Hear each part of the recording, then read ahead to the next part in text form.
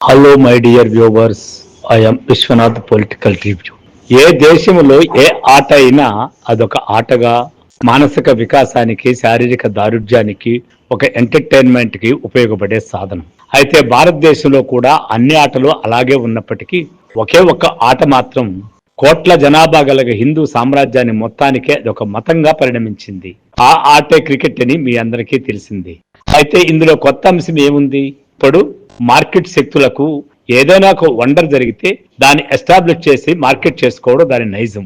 ప్రస్తుతం ఆ విధంగా ఒక స్ఫూర్తిదాయకమైనటువంటి క్రికెట్ ఆటని మనం తలుచుకోవాలనుకునే పద్ధతిలో ఆటోమేటిక్ గా మార్కెట్ అయిపోయినప్పటికీ దాని గురించి మనం మాట్లాడుకోవడం మన బాధ్యత. కాబట్టి ఆ గురించి, ఆ క్రికెట్ గురించి ఇప్పుడు మాట్లాడుకుందాం.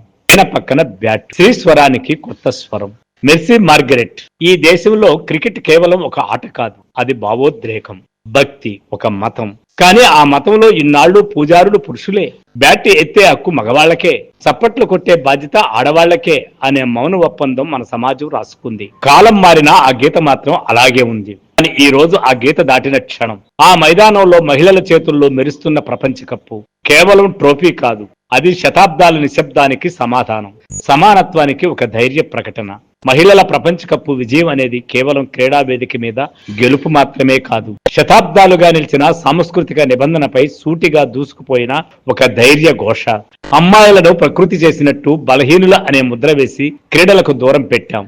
కానీ ఇవాళ మనమే గీసుకున్న గీత దాటి మన ఆడబిడ్డలు ప్రపంచానికి, ముఖ్యంగా మన దేశానికి ఒక పాఠం నేర్పారు.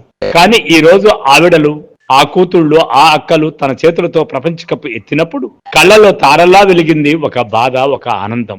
ఆట అనవసరం అంటూ భారతదేశంలో క్రికెట్ కేవలం ఒక ఆట కాదు, ఇది ఒక సామాజిక నిర్మాణం.